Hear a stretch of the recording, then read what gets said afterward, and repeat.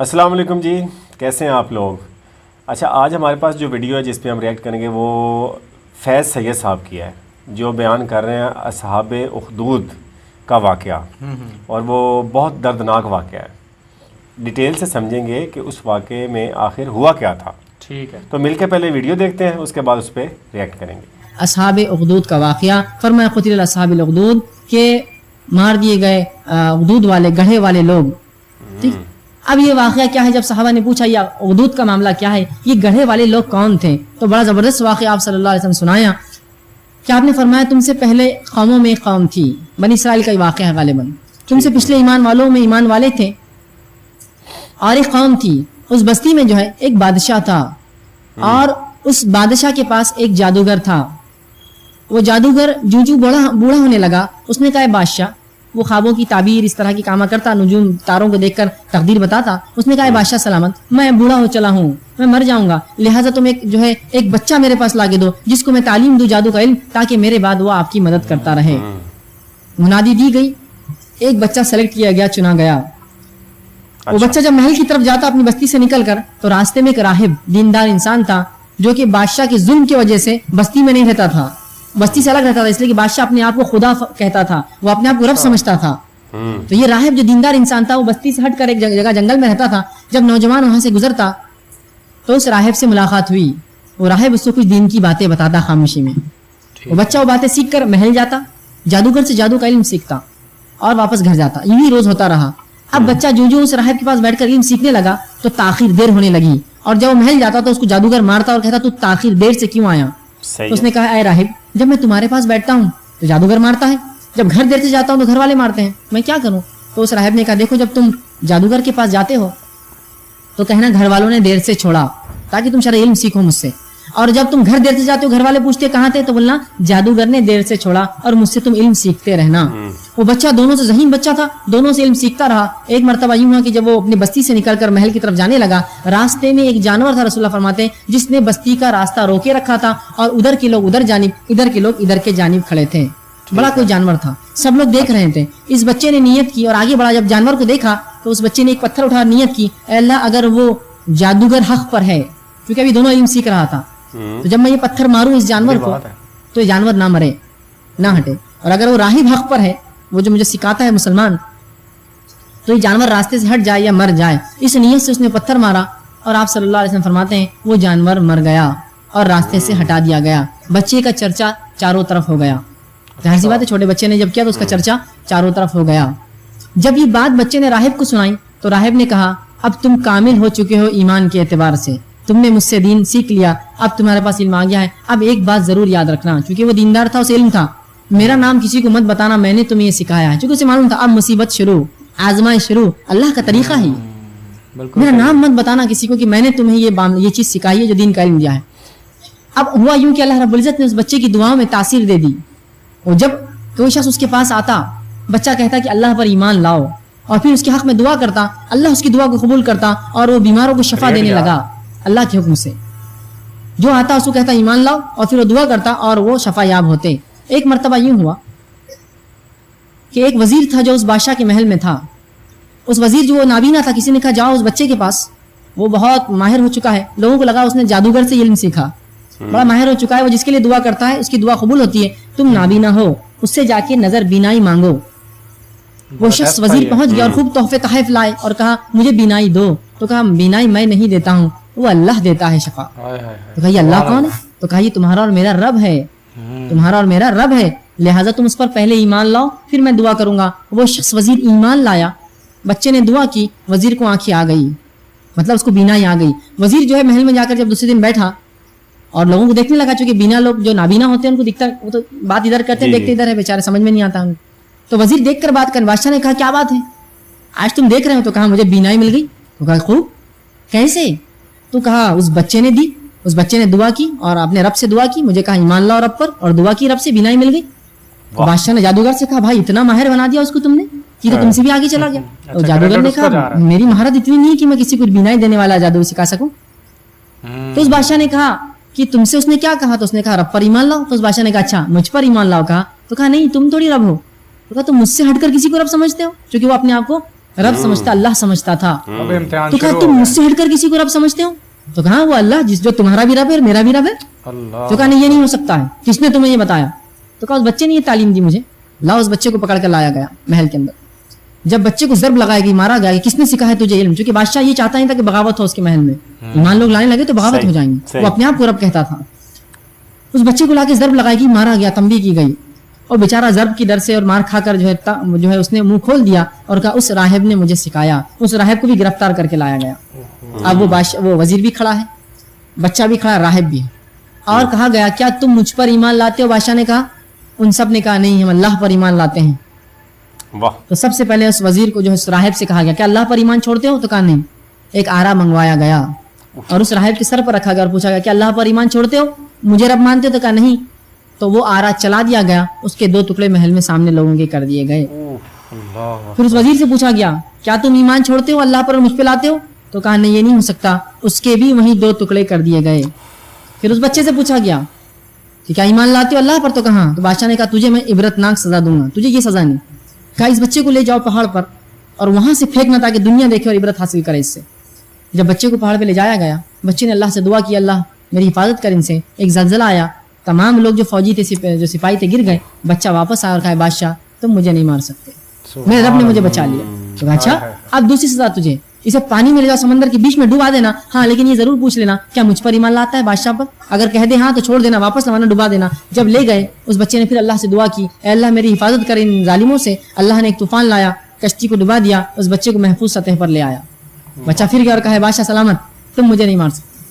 एक ही तरीका है जिस तरीके से तुम मुझे कत्ल कर सकते हो। क्या तरीका है? तो कहा मुझे सबसे ऊंचे मुकाम पर ले जाओ अपने इलाके के और तमाम अपने बस्ती और शहर वालों को, मुल्क वालों को जमा करो उस मुकाम पर और उनके सामने मेरे तरकस से एक तीर निकालो जो मैं दूंगा तुम्हें, और उस तीर को लेकर ये कहना बिस्मिल्लाहि रब्बिल गुलाम, कि अल्लाह के नाम से जो इस लड़के का रब है, और फिर वो तीर मेरे सर पे मारना तो ही मैं मर सकता हूँ। बादशाह ने कहा मैं तो चाहता हूँ ही। उसने मुनादी लगाई, लोग जमा हुए, एक पहाड़ पर उस बच्चे को ले जाया गया जहां से लोग देख सकते थे, और बादशाह ने उसके तरकस में से एक तीर लिया और वही लफ्ज कहे बिस्मिल्लाह, अल्लाह के नाम से, रब्बिल गुलाम जो इस लड़के का रब है, और तीर उसके सर में जाकर बीच में लगा और वहीं उस लड़के ने गर्दन डाल दी और वो मर गया।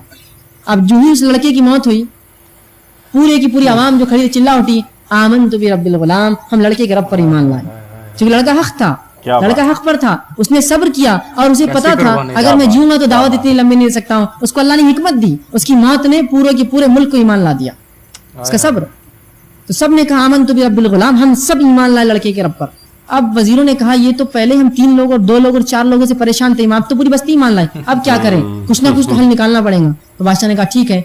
मशवरा हुआ और ये तय हुआ कि बड़े बड़े गड्ढे खोदे जाएंगे, गढ़ों में आग लगाई जाएंगी और बस्ती के लोगों को लाया जाएगा। पूछा अल्लाह पर ईमान लाते हो बादशाह पर? जो कहे अल्लाह पर फेंक दो, जो कहे बादशाह पर छोड़ दो। अभी यहाँ पे बात खत्म नहीं हुई। और लोगों को जमा किया गया बड़े बड़े गढ़ों के सामने, लेकिन लोग ऐसा पुख्ता ईमान लाए थे बेचारे वो, और उन्होंने सब्र किया इस पर ईमान के बाद कि जब लाकर उन्हें खड़ा किया तो पूछा जाता अल्लाह पर ईमान लाए या बादशाह पर? वो कहते अल्लाह पर, उठाकर फेंक दिया जाता। ये कोई मजाक नहीं है, याद रखिए। पीछे एक इंसान खड़ा जो देख रहा है मेरा भाई जलकर मर रहा है नीचे, दूसरे को लाकर खड़ा जाता, वो कहता नहीं मैं ईमान ला, अल्लाह फेंक दो मुझे। हत्ता के तमाम बस्ती के लोगों को उसने जला दिया, आग में डाल दिया। आखिर में एक औरत थी जिसके सीने से अल्लाह के फरमाते एक बच्चा लगा था। उसने ये सोचा कि मैं अपने बच्चे के लिए झूठ बोल देती हूँ, अब कोई देखने वाला भी नहीं मेरा तरफ, सब मर चुके हैं जो ईमान लाए, ताकि मैं इसकी जिंदगी बचा लूं। जब ये नियत उसने की तो अल्लाह रब्बुल इज्जत ने उस बच्चे को जबान दी और उसने कहा मेरी माँ तू हक पर है और कूद जा, और फिर औरत उस बच्चे को लेकर सामने कूद गई। तो रसूलुल्लाह फरमाते हैं ऐसे 4 बच्चे हुए जिन्होंने ऐसी उम्र में बात की जिस उम्र में बच्चे बात नहीं करते। एक ईसा अलैहिस्सलाम छोटे थे, दूसरा बच्चा वो था, तीसरा बच्चा एक जुरैज, एक वाकया था, बहरहाल एक तवील वाकया, उसके अंदर एक बच्चे ने गवाही दी। चौथा फरमाते हैं असहाब उखदूद का बच्चा, इसने भी ऐसी उम्र में बात की जब उमूमन बच्चे बात नहीं करते। अब आइए इस वाक़े के अंदर जो नसीहतें थी, सब्र के जो वाक़यात थे क्या क्या थे। सबसे पहले उस राहिब का सब्र, उसे पता था अगर मैं ईमान की दावत दूंगा तो मुसीबत मुझ पर आने वाली है, फिर भी उसने अपने ईमान को छुपाया नहीं और बच्चे को हिकमतन तालीम दे दी, ईमान बताया। दूसरा, उस वजीर का ईमान देखिए आप और उसका सब्र देखिए। वजारत पोस्ट बहुत बड़ी चीज होती है। हम आजकल हम देखते हैं छोटी छोटी पोस्ट के लिए हम भिखारियों जैसा फिरते हैं लोगों के पीछे, और वो जो चाहे उनको रब समझ उनके सामने झुकते हैं। बिल्कुल ऐसे वजीर था वो, मामूली उसकी पोजीशन नहीं थी, बादशाह के बाजू बैठता था वो, लेकिन उसने अपनी वजारत को बाला ताक रख दिया, उसको अपने पैरों तले कुचल दिया ईमान के लिए। कहा नहीं ईमान तो नहीं छोड़ता हूँ, चाहे मार दो, कत्ल कर दो। वजीर कत्ल किया गया। पोजीशन होल्डिंग था ना, एक आम आदमी तो फिर भी कुर्बानी दे सकता है, उसका है क्या, ये वजीर था, लेकिन अल्लाह पर जब ईमान लाया, इसलिए मैंने कहा इस हिस्से के अंदर हर पोजीशन और हर किसी के लिए एक इबरत और नसीहत है। उस राहिब के लिए एक नसीहत है कि वो हाथ से कुछ नहीं कर सकता था, जबान से कुछ नहीं, तो खामोशी में तालीम दे दी, सब्र किया अपनी तकलीफ पर, ईमान नहीं छोड़ा, उसको कत्ल किया गया, वो अल्लाह के राह में शहीद हुआ। उस वजीर ने जो पोस्ट होल्ड करता था, चाहता दुनिया के लिए छोड़ सकता था, पोस्ट नहीं छोड़ी, अपना जो है पोस्ट को छोड़ दिया, तर्क किया और मौत को पसंद किया, अल्लाह पर ईमान के लिए सब्र किया और कत्ल किया गया, शहीद हो गया, मारा गया। उस बच्चे का देखिए आप सब्र, और अल्लाह ने जो उसकी हिकमत दी थी, अपनी जान दे दी इस्लाम की दावत के लिए, और बस्ती वालों तक पैगाम एक ही झटके में पहुंचा दिया। ये वो दौर तो नहीं था कि टेलीकास्ट करे, ब्रॉडकास्ट करे, ये एक तरीका था, अल्लाह ने जो हिकमत उसको सुझाई थी, उस हिकमत के तहत उसने ये काम किया, ये मनमानी नहीं थी उसकी। बिल्कुल बिल्कुल बिल्कुल। और उस बच्चे की कुर्बानी देखिए, बड़े तो कुर्बानी फिर भी दे देते हैं, उस बच्चे की अजीम कुर्बानी इस दीन के लिए, क्या बात। और वो उसके लिए मारा गया और शहीद हुआ। और फिर उस पूरी कौम की कुर्बानी देखिए, हर बड़ा और छोटा और औरत और मर्द सब आग में कूदना पसंद किया, ईमान छोड़ना पसंद नहीं किया, और आखिर में उस माँ, उस औरत की और उस छोटे बच्चे की कुर्बानी देखिए कि उस नन्हे बच्चे ने भी जो ईमान के लिए मरना पसंद किया, लेकिन वो जिंदगी उसने पसंद नहीं की, और वो औरत भी उसको लेकर कूद गई। तो इस वाक़े में हर फर्द के लिए नसीहत थी, हर फर्द के लिए सब्र के नमूने थे, हर पोजीशन में जो हम होल्ड करते हैं इनमें हर किसी का इबरत थी कि सब ने कुर्बानी दी अल्लाह और उसके दीन के लिए। क्या आज हम ऐसे सब्र के लिए तैयार हैं? हम तो इतने सब्र के लिए भी तैयार नहीं कि 2 रुपये हमसे छिन जाए, हम उसके लिए भी परेशान हो जाते, ये नहीं सोचते कि अल्लाह ने लिखा था मेरी तकदीर में ये होना हो गया, ना सब्रे हो जाते हैं, ना शुक्रे बन जाते हैं। और जब एक इंसान सब्र करता है तो क्या होता है मालूम?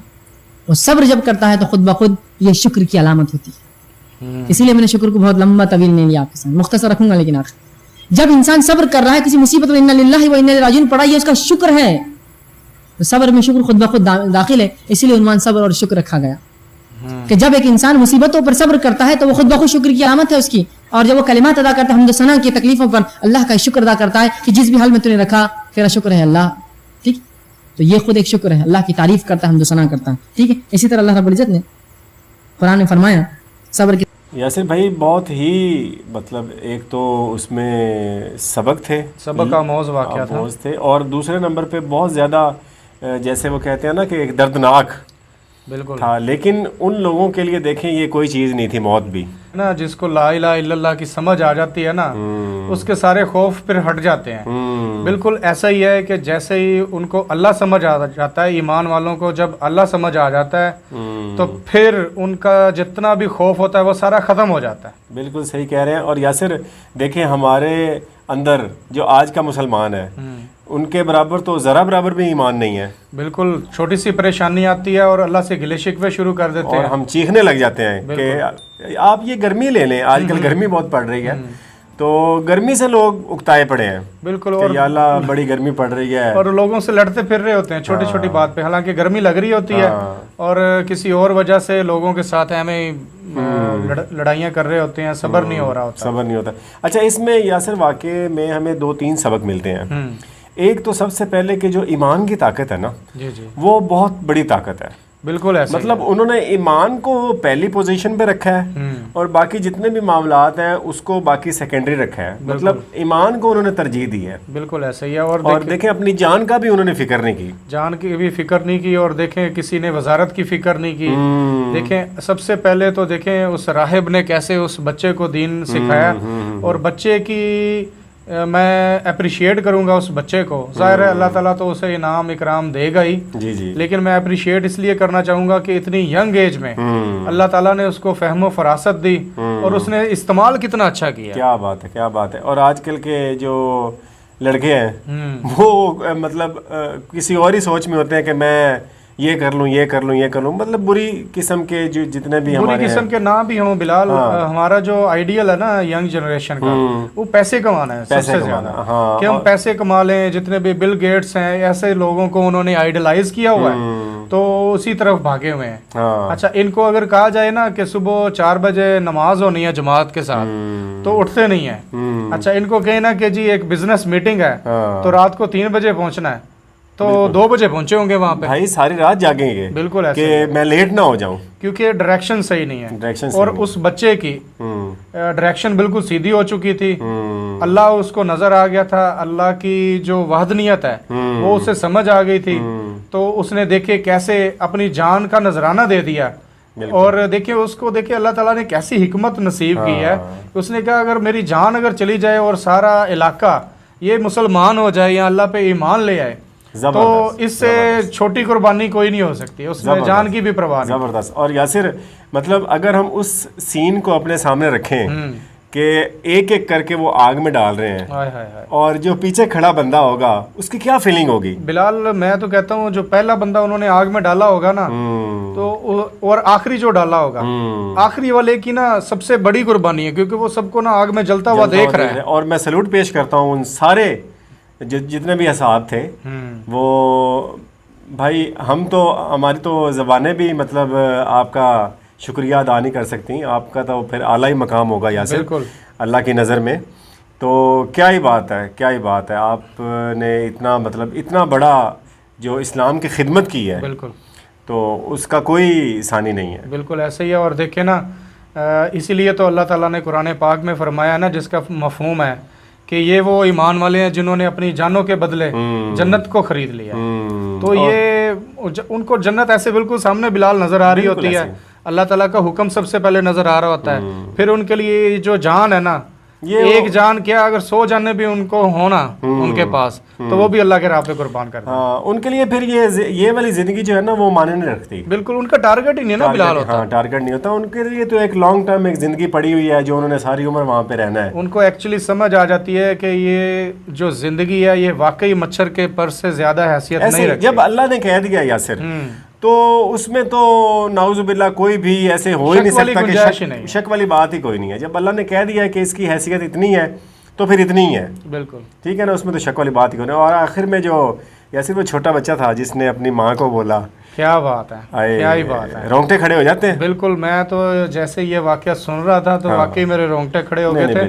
اور بلال میں تو سوچتا ہوں، میں وش کرتا ہوں کہ کاش ہماری مائیں بھی ایسی ہوں اور ہم جیسے لوگ رول ماڈل بنے باقی لوگوں کے لیے کہ اللہ تعالیٰ کی راہ میں اپنی جان کے نذرانے دینے سے بھی گریز نہ کریں. بالکل ایسے ہی ہے، بالکل ایسے ہی. اللہ تعالیٰ آپ کی زبان مبارک کرے جی. ٹھیک ہے جی، یہ تھی آج کی ویڈیو. اگر آپ چینل پہ نئے ہیں تو اس کو سبسکرائب لازمی کیجیے گا. ویڈیو دیکھنے کا بہت شکریہ. اللہ حافظ.